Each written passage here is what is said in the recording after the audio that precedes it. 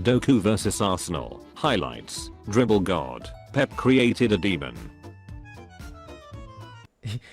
You know, you know why this is so funny? You know why this is so funny? If you know who Beetlejuice is, this is what makes it funny. Yeah? Okay. Hold on, let me show you a clip of Beetlejuice, then you know exactly why I'm laughing like this. What number comes between 2 and 4? Beetlejuice.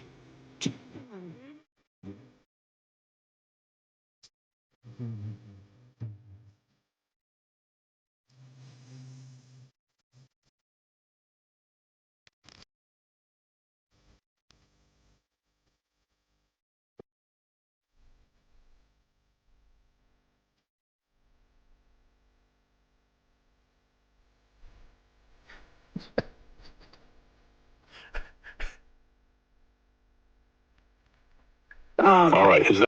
What color is a carrot? Carrot? I think it's a carrot. Carrot, but I don't know about carrots. I don't know about that. If you dig a 6-foot hole, how deep is that hole? I like 2 feet. 1 minus 1 equals. It goes 35. No man, there's no one that's as funny as this guy. I'm telling you right now, there's no one out there that's as funny as this guy. So this is why this was cracking me up. This meme was cracking me up.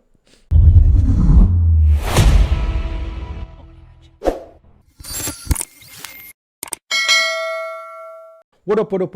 What's up, guys? Welcome back to Rob's Arsenal Recap. Since recently, I've been thinking I need to find a movie. I want to go to the cinemas, right? And I don't know what movie is out. But I was just flicking through the internet, and I've been looking for a new movie to watch, right? Because I've been saying I haven't been to cinemas in a long time, and I've been looking for a new movie. But I heard that there's a new movie that came out on Sunday. Let me show you the poster. Let me hear if you heard of this movie, yeah? Let me show you the poster.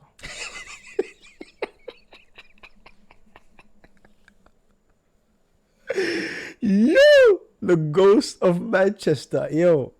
Hey, what? Man's gonna have to take that idiot. I'm gonna have to watch a replay of this video, of this movie. I'm gonna have to. It's Disney as well, you know. It's Disney, yo.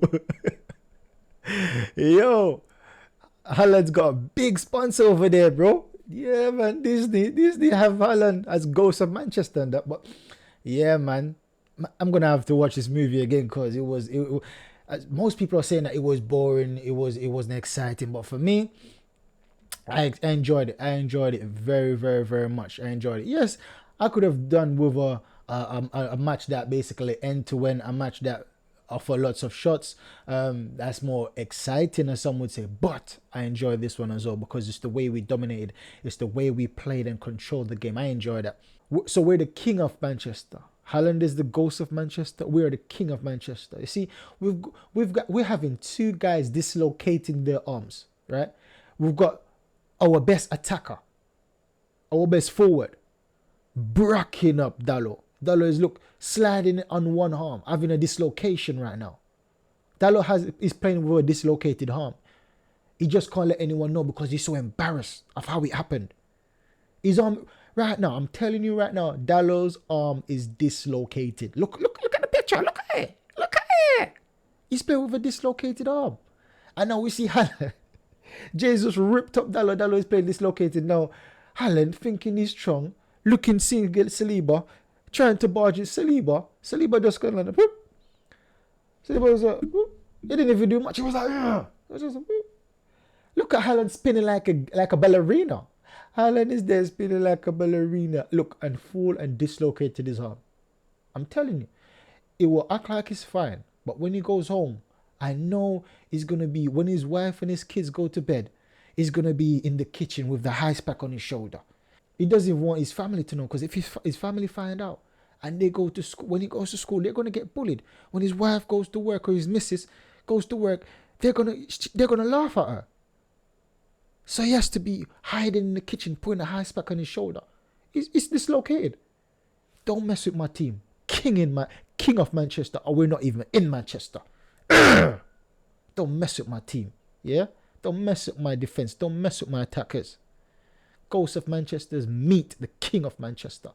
Arsenal. And another thing people has been saying that, oh, it's just a one match blip, right? Haaland is just a one match blip. It's not always like this. Well, let's have a look, shall we? Let's have a look. What's this then? What's this? So we see that in August, the 6th of August, we smashed them. The last time we smashed them in the Community Shield, yeah, Haaland had an XG at 0.00, right? 0 XG against us in the Community Shield. Now, when you take a look, take a look at Sunday's match. Once again, 0 XG.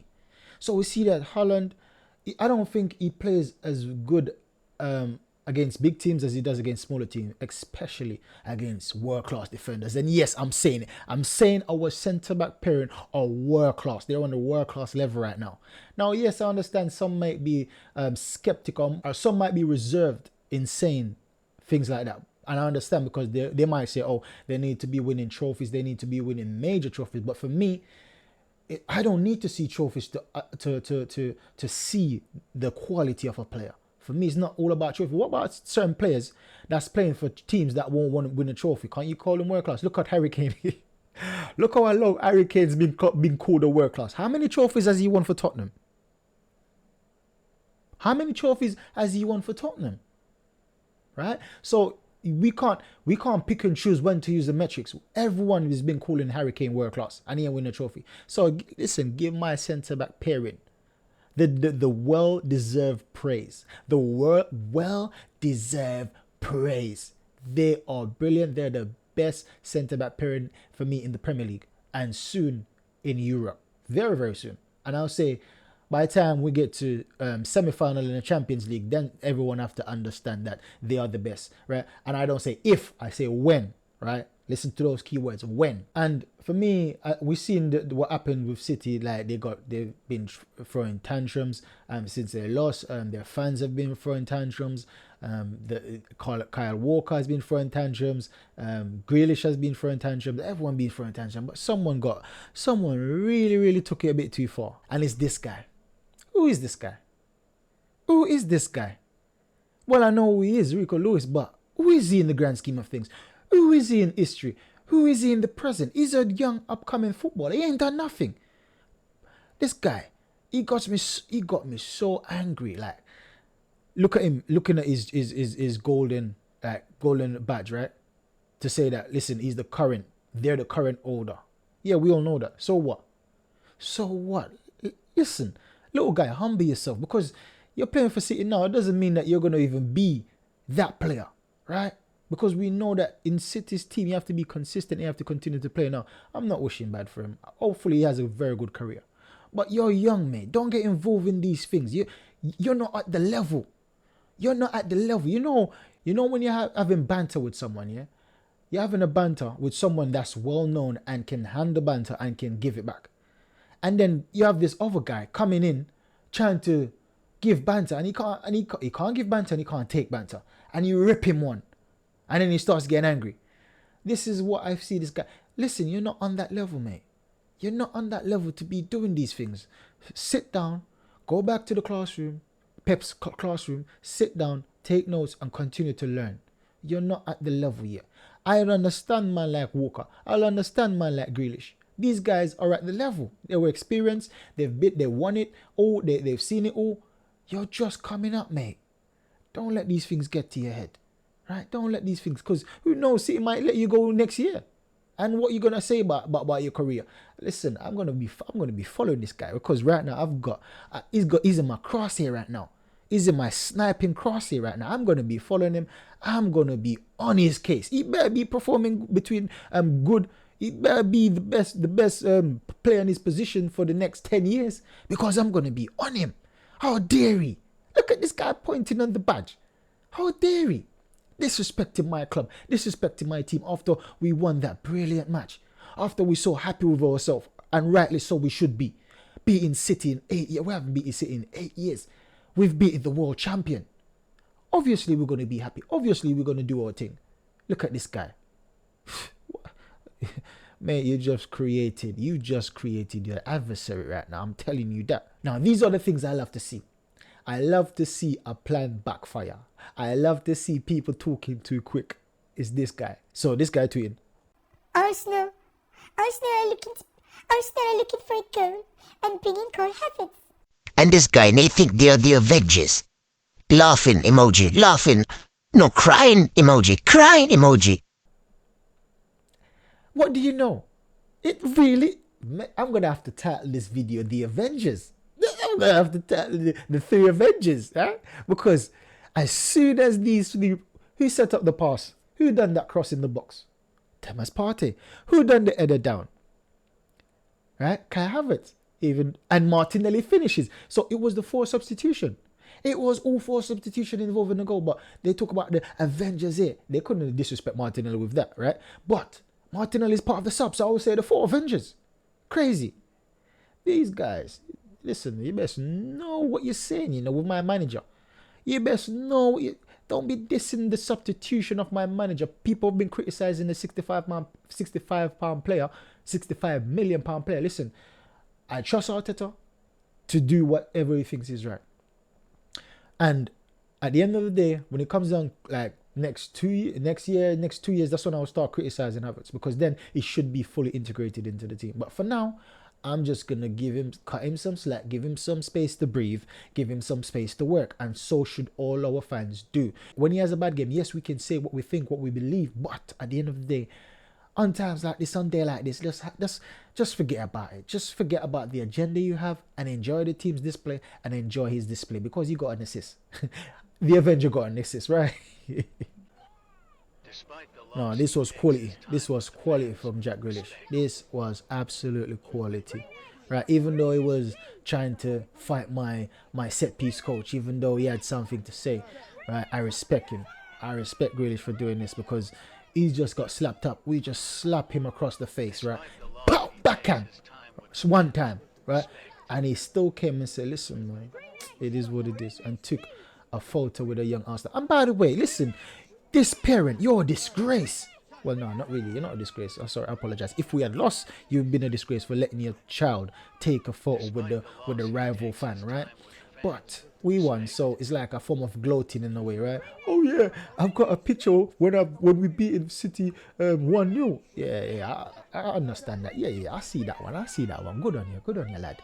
Yeah, but big respect to Grealish, man. He must be basically angry at his team losing, and Ben White giving it to him. He must be angry, but he still came and took the fault, and he even gave his shirt. He gave his shirt, man. Respect Grealish. Well, I've always respected Grealish, but he just gone up a notch in my book. You get me? Yeah. So our weighted XG is 70% comparing to 30% to goals, right? And look at this chart. So we're the highest. We're even higher than City. But when it comes down to the actual goals now, right? When it comes down to the actual goals, it's like we're even behind Everton. And it's comparing basically how much chance you have, the potential goals that we could have had, and comparing to how much goals we did get. You can understand why Everton is there. We're on the same level as Everton, mate. So we're in the same position. So we're in the same position as Everton. And when you look now to the right hand side, you got all the West Ham, you got the Aston Villas, you got Newcastle, you got the Chelsea, you got the Tottenham, even Tottenham. You got the Brighton, you got the Man City, and then you've got the Liverpool. Liverpool is showing the best on this chart, going this way, right? The good attack, the goal scoring, right? But when it comes down to, oh gosh, we're at top of this, and then we're way in the pecking order, in the pecking order. So this is what I'm saying. We need a striker that converts chances. Look, we had 12 shots. We have 12 shots against City, and only converted 1. Right? And for me, the ratio needs to be more closer to parity. It needs to be closer. So I've been saying all along that this is why we need a clinical striker. So I'm not saying that I don't love Gabriel Jesus. I love Gabriel Jesus. I love how Nketiah plays, and Nketiah can be our third backup striker, right? That's where I think he should be in a great team like Arsenal, or a potential great team, a team looking to be great, not even potential, a team looking to be great, a team looking to be challenging and winning the Champions League and the Premier League on a consistent basis. Eddie Nketiah is not even good enough to be our second choice. He should be our third, but potentially it can be our second, and here's how. Now, we've been saying that we need someone on the right. We need someone on the right wing to replace Saka when he gets injured or when he gets fatigued, right? We've been saying that. But Nketiah, there's a possibility where Nketiah could be in the middle and Gabriel J as a number 2 and Gabriel J be not as a number 3 and Gabriel J is a number 2 up top and a number 2 in the middle. And let me go into it. So this is the potential, right? Because Gabriel J says in a recent interview that it's worth pointing out that I've been playing a lot of roles at Arsenal. Obviously, when I chose to move from City to Arsenal, Edu and Arteta spoke to me and I made it clear that I would like to play number 9. That was Arsenal's idea for me to play 9 loose. This season has been different. We've had injuries, and in the last few games I've played 3 up front. So loose there basically means free roaming in that 3 position, right? It's been free roaming, and sometimes we've seen pop up on the right and Saka drifts in the middle, pop up on the left, Martinelli drifts in the middle. Yeah, and I love a formation like that. I love it because then they lose their markers. It goes on to say, for a while I thought I'll just say I wanted to play 9, but I'm here to help the team. I'm blessed by God to have this talent and this versatility to play in all these positions. I prefer not to choose. End quote. That is from Gabriel J. So we don't really need another right winger. All we need is this guy. Now look at this stat. Saliba lost 10 of his aerial duels against Brentford today. This is a previous match a while ago, right? So look at the keywords. Saliba lost 10 aerial duels against Brentford. Unheard of. What caused this? This is not a normal thing. What happened in this match? Yeah? It's the most aerial duels a player has contested yet 1-0 in the Premier League match this season. That's not this season, by the way. That's a previous season. I think last season. Last season or season before. Anyways, 10 aerial duel challenges and 1-0. What caused this, man? Our brilliant Rolls Royce of a defender, bullying Haaland time and time again, having 0. No, we have to investigate. We have to go deeper. This guy happened. Ivan Toney. You know, when players are good, you can't just call them their normal name, even if they're English. You have to put some accent on it. Ivan Toney, or Ivan Toney. You have to Ivan Toney or Toninho, right? The Brazilian tail. Ivan Tonio,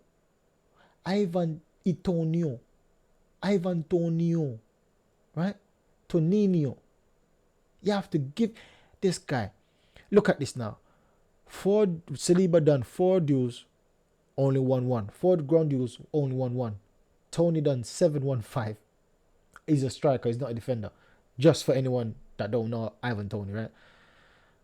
10 aerial duels, Saliba winning 0. Ivan Toney doing 13 aerial duels, winning 12, only losing 1. Crazy. Absolutely crazy. And by the way, it's the same keeper we have that's passing to Toney these long balls for him to be doing aerial, to win aerial duels. Our same keeper that pinged the ball straight to Havertz a few times. Havertz killed it on one of the occasions, dead the ball. Brilliant. It's the same keeper. So this is what we've been lacking up front. And it's not necessarily just Ivan Toney. Any tall forward that's very good. And I love Toney. I love the way he plays, and I love the fact that he's experienced in the Premier League. I love Osimhen as well. And another thing that's going for Osimhen, he's younger. But man, I will be happy with Toney just the same, to be fair. Raya played 4 games, 3 clean sheets, 2 goals conceded. Onana played double the amount of game, less clean sheet, conceding 12 goals. Embarrassing. And the reason why I bring this up is because fans have a short memory. I remember when we was getting linked to Raya, all these Man United fans was coming out, oh, we've got the better keeper, this keeper. Remember, you wanted him at one time, you know. You wanted him as well. He's brilliant, man. He's one of the best in the world. Look at him now. Look at him now. Every United fan does say they don't want him in their team. They want to sell him right now.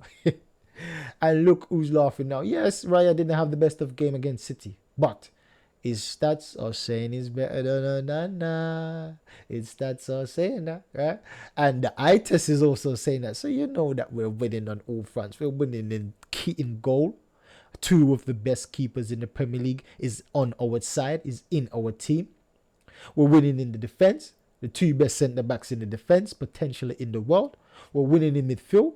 One of the best, if not the best, number 6 apart from Rodri, right?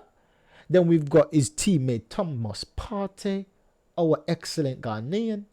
We've got one of the best attacking mids in the world, Odegaard. We've got the best right winger in the world right now, Bukayo Saka. One of the best left wingers in the world in Gabriel Martinelli.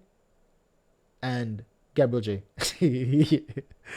I've got no more title to put on Gabriel J. He's a brilliant player, but he's not one of the best in the world in striking for me, because that's not even his best position. I don't even know what best false 9. One of the best false 9 in the world. How about that? Best false 9 in the world.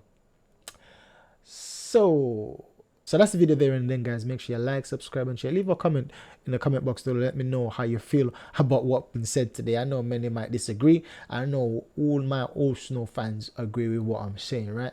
These opposition fans needs to understand themselves, right? There's a new king in town. There's a king in Manchester and a king in London. Well, Tottenham's on the top of the table, but we're still the king in London, right? Big up yourself, my subscribers. Catch you in the next video. Goodbye.